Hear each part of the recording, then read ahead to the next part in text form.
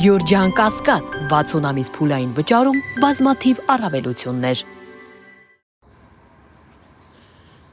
Բարև ձեզ սիրելի ժողովուրդ,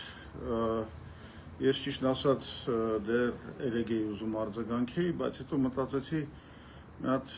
լավ վերլուծենք էլի, ես Նիկոլի ուղերձները, որ ինքը երեկ Արաբկիրի համայնքում ներկայացրեց, որպեսզի հասկանանք ուր ենք գնում եւ ինչով ենք զբաղվելու այս ընթացքում, այս մեր ընտրություններում,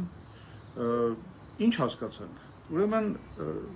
իսկապես սա շատ արդեն լուրջ բան է։ Փաշինյանը ինչ է ասում, դիմում է մեր հասարակությանը, արցախցիներին, հələ մի կողմ դնենք, թե ինչ վատ մաներաներով, ինչքան կոպտորեն հարձակվելով անմեղ քաղաքացիների վրա, դա հələ մի կողմ դնենք, թվում է հասկանանք ինչ է ասում։ Ուրեմն ասում է, հիմնական մեղադրանքը այն է, որ Ղարաբաղցիք, արցախցիները իբր թե չեն կռվել, փախել են ղեկավարները, զբաղված են եղել մենակ թալանով, իսկ արցախցիները չեն կռվել։ Վախեցել են, թողել են ռազմի դաշտը եւ այլն եւ այլն։ Հիմա մենք ուղղակի ուզում եմ մեր ժողովրդին ներկայացնեմ որոշ տվյալներ։ Դուք օրինակ գիտեք, որ այսինքն շատերը գիտեն բնականաբար, բայց որ 44 օրյա պատերազմի ընթացքում արցախահայության կորուստները կազմել են 900 մարդ։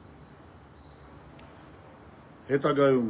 արդեն 23 թվին, երբ որ արդեն Արցախի ոչնչացման պատերազմի ժամանակ, երբ որ իդեպ Փաշինյանը մենակ էր թողել արցախցիներին, իրենց անվտանգության հարցերը լուծելու, եւս 200 մարդ այդտեղ կորցրեցին արցախահայերը, ընդ որում լավ կռիվ տվեցին, այն վերջին հուսահատ մարտը տվեցին, եւ 200 մարդ էլ ասենք այդ բանի դեպքերից պայթյունի դեպքերից, այսինքն մենք մոտավորապես ստանում ենք լրիվ ճիշտ թվերը անհնար է պարզել, բայց մոտավորապես ստանում ենք 1300 մարդ զոհված, ընդ որում բացարձակ մեծամասնությունը զինվորականներ, այս Արցախի պաշտպանության վերջին այս դրվագներն պատերազմի։ Դուք հասկանում եք այդ ինչ թիվ է։ Նիկոլ Փաշինյան, դու հասկանում ես այդ ինչ թիվ է։ Ասենք դա եթե համարենք, որ Արցախի բնակչությունը կազմում է 140,000 մարդ, դա մոտավորապես բնակչության 1%-ի մասին ենք խոսում։ Ասենք որ դուք հասկանաք այդ ինչ թիվ է, ասենք Խորհրդային Միության կորուստների մասին չենք խոսում, դրանք ահավոր են եղել, բայց օրինակի համար Միացյալ Թագավորությունը, Բրիտանիան, երկրորդ համաշխարհային պատերազմում կորցրել է իր բնակչության 1%-ը։ Այսինքն արցախահայությունը այդ երկու պատերազմներում կորցրել է այնքան մարդ, ինչքան Միացյալ Թագավորությունը Բրիտանիայի կորցրել է երկրորդ համաշխարհային 4 տարվա պատերազմում նացիստական Գերմանիայի դեմ։ Եվ այս մարդկանց, որ այսքան զոհ են տվել, այսքան խիզախորեն պաշտպանել են իրենց հայրենիքը, այս մարդկանց Նիկոլ Փաշինյանը մեղադրում է, անվանում է վախկոտներ, փախել եք, չեք պաշտպանել եւ այլն եւ այլն։ Սա ինչ ասեմ, հրեշավոր դեմագոգիա է ու խաբեբայություն եւ անտանելի մի բան է եւ չգիտեմ, այս մարդուն սրանից հետո ոնց անվանենք։ Գիտեք, արդեն չի լինում այս ամեն ինչը բան անել, էլի, իր գժության վրա սպիսատ անել, ասել որ դե լավ, դե հիմա բանա մի քիչ շեղված է, էսա հենա։ Սա հոգեբանություն է։ Սա մոտեցում է։ Ինքը համարում է, որ հələ մի հատ էլ տեսեք ինչ ասում է։ Ասում է դու ոնց է չես զոհվել։ Դուք ինչ եք ընդհանրապես կենթանի, որ հələ ստե գալիս եք 5000 զոհերի մասին խոսում եք։ Հասկանում եք ինչ ասում այս մարդը։ Այս մարդը ասում է, որ եթե տենց էր գնայք զոհվեիք բոլորը, մի հատ որևէ ականատես էլ չունենայինք, որ մեզ կարողանար որևէ կշտամբանք բերեր մեր առաջ դներ։ Այս մարդը այսենց ինչ ասեմ,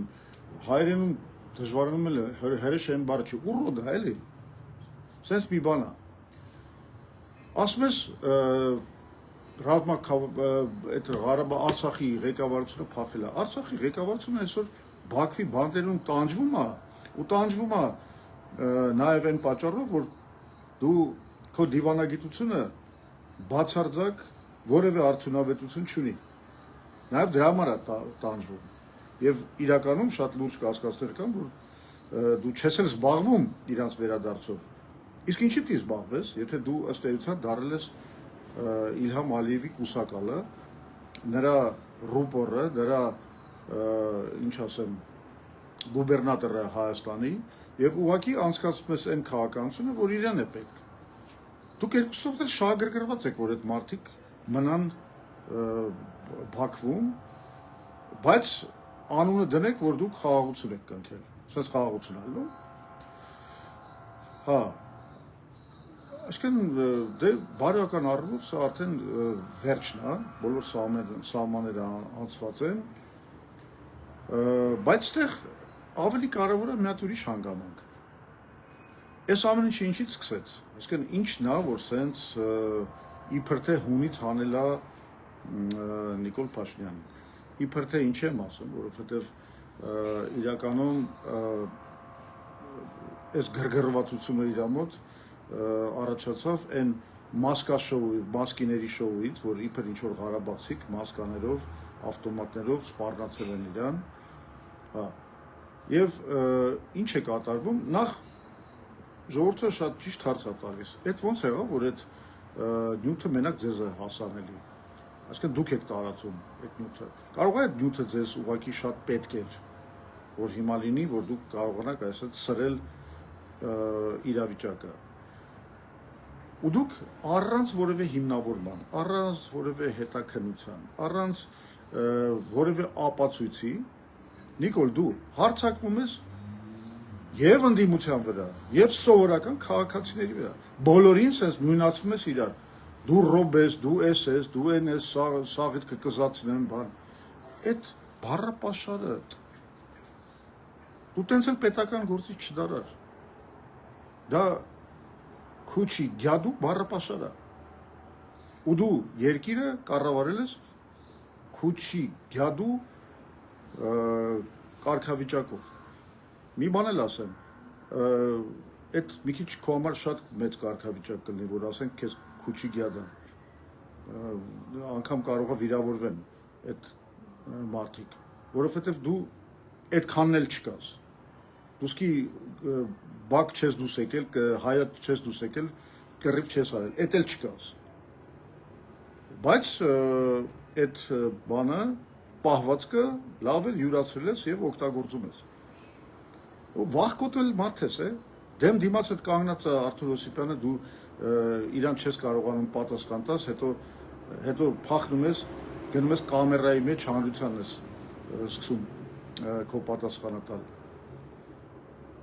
Կարճ ասած ահա ուր է, ես կարծում եմ Փաշինյանը միտումնավոր գնում է սրման իրավիճակի, ինքը հասկանում է, որ հողը իր տակից գնում է, որ իրան պետք է սրել իրավիճակը եւ ստեղծել անգամ գնալ բախումների եւ այլն եւ այլն։ Ամբողջ պատասխանատվությունը լինելու է քո վրա, Նիկոլ, դրա համար, բայց մեր ժողովրդին ես կոչ եմ անում սառնասիրտ կեցվածքի, մենք պետք է հասկանանք ինչ չարիքի հետ գործ ունենք, պետք է մեր գործողությունները պետք է լինեն շատ սառնասիրտ, հաշվարկված եւ այս պահին գլխավոր բանը ինչ որ մենք կարող ենք անել, դա նախապատրաստվել նրան, որ հունիսի 7-ին նրան տանք համաժողովրդական հակահարված։ Այս պահին այսքանը կապի մեջ կլինենք, իրավիճակը թեժանում է եւ միգուցե անգամ այդ կապի